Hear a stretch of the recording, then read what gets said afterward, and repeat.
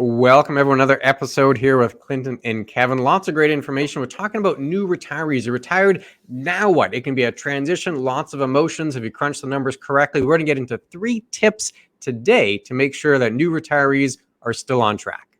Yes, I'm Becker. That's Orr. As you can see, we're part of Becker Orr Wealth Management. We are a member of Canaccord Genuity Wealth Management. And today we are talking retirees and things to do. Are you scared? Are you anxious? Or are you excited? You finally hit that time frame. We are in retirement. Let's go. Now, the first thing you really got to do, though, before you even get to the retirement thing, is figure out your budget. This is sort of pre-scenario that you want to take a look at. Because, I mean, the last thing you want to do is, I have no money here to figure out what I want to deal with in that sort of time frame. You want to figure out how much you're going to spend in retirement before you actually get into retirement, because at least then you can make more money. You have options going forward, and you know what you want to do when you're in that retirement phase. But there's more to just figuring out the budget than before, isn't there, Clint?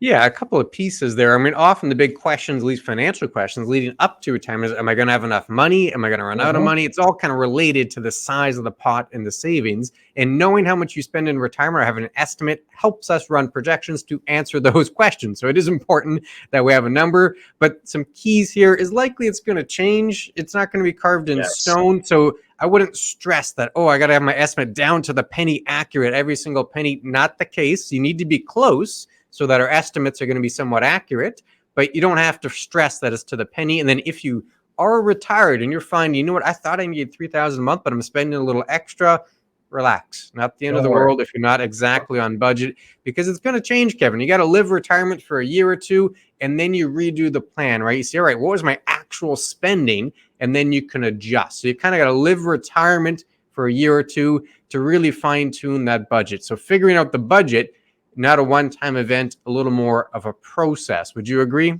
Yeah, I mean, that's exactly. The problem is you're going from a complete change of lifestyle. When you're working, you have certain things that you do every day. You're driving to work, possibly. You're getting certain clothes and everything else that you may need for that sort of scenario. Now that you're in that retirement phase, you may not need this anymore. Maybe you're doing a little more travel. Maybe you're not. Maybe you're going to the lake more, depending on what's there. So yeah, the first year or two is basically when you're going to get more of a, hey, this is what I really need going forward, as opposed to where I was beforehand. Now, it may not change dramatically, but there will be changes and tweaks, and we want to make sure you know that. And again, that's most of what's considered. But again, health benefit, as you mentioned down below right there, that's another huge consideration that nobody really thinks of. Most people, if they're at work, they have some sort of health plan, so it's automatically deducted. Maybe you don't see it.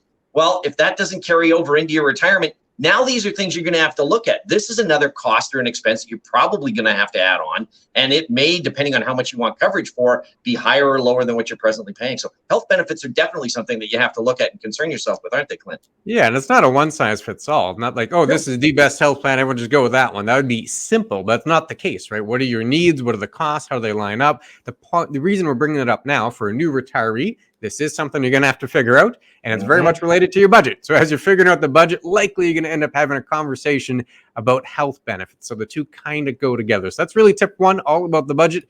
Tip number 2 here, Kevin, is about structure. It's about routine, right? Sometimes the transition from working to retired can get bumpy. It can be a little emotional. Not like that for everyone, but certainly that would be common if people experience that, because you're going into a new role, right? Work provides you some structure, provides you routine, can even provide you a sense of purpose and identity in some cases. And suddenly all that changes.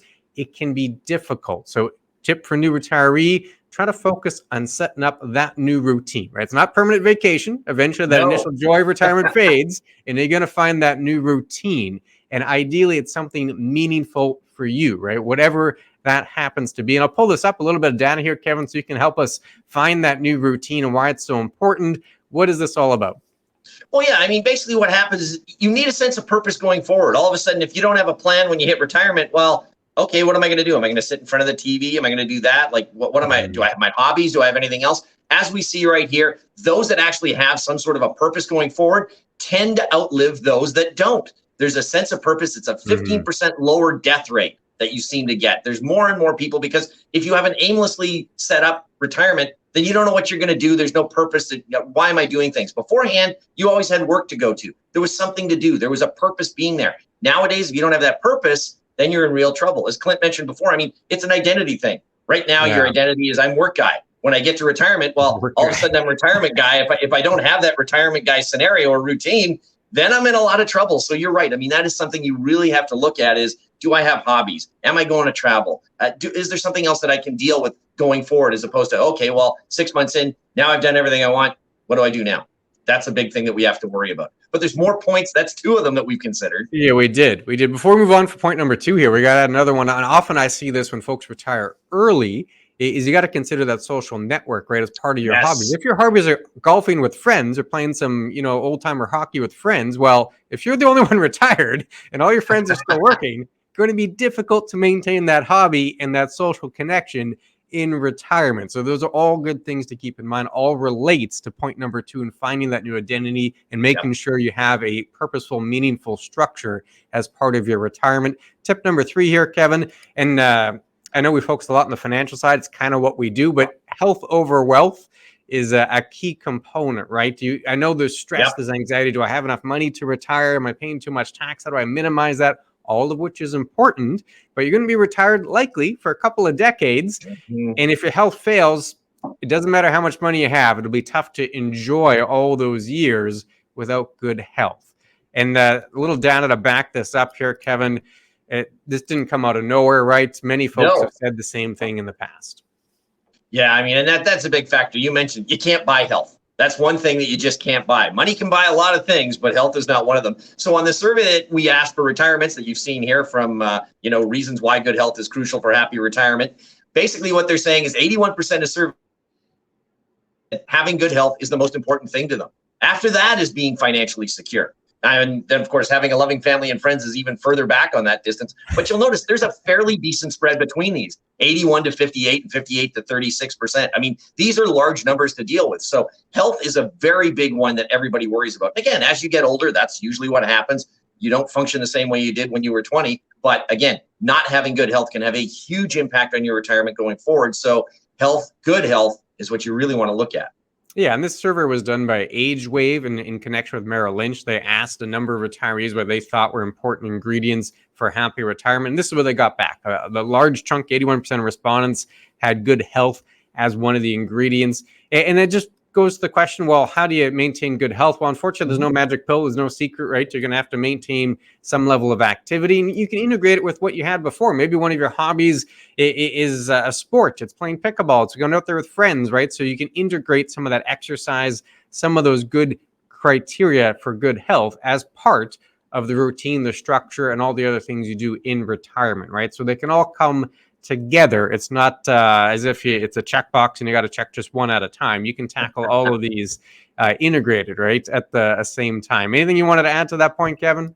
Yeah, no, I mean, it's exactly what you said. I mean, all of a sudden now some of the hobbies that you may have put off because you were working, you can go into. You mentioned the pickleball, something new you can pick up. You mentioned afternoon hockey. I mean, there's perfect things. If you got retirees and things to do that, friends of yours, all of a sudden you don't have the time constraints that, well, work's not a big deal anymore. You can get into that. And of course, a healthy diet and stuff along those lines is always important to deal with as well. But again, I think we've covered a lot of points that people really need to take a look at and start to deal with when they're dealing with planning their retirement, looking forward to things, and making sure that you're all together ready for that big move in your life. Yeah, and if you have questions on this topic or any others, please go to chatwithclintonkevin.com. It's part of our website. Would absolutely love to hear from you. You fill in the form, it comes right to us. We'll get back to you as fast as we can with an answer. Or if you want another video, this one all on new tips for new retirees. We've done other videos, for example, on what happy retirees do differently. That video is probably right on top of Kevin now, so you can click that, and we'll see you there. Take care. See ya.